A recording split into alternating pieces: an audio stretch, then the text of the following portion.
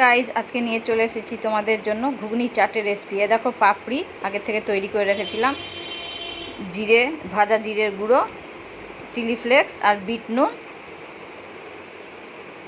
চানাচুর। এর পরিবর্তে তোমরা ঝুরি ভাজা দিতে পারো।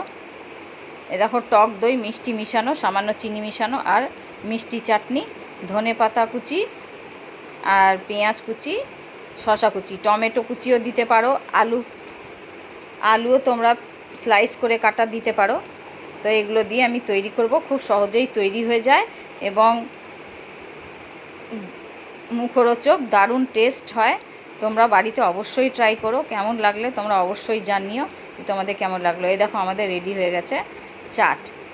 সো গাইস, তোমাদের ভালো লেগে থাকলে একটা লাইক করে দেবে আর খুব খুব করে শেয়ার করে দেবে। এই দেখো আমাদের রেডি চাট। Thank you.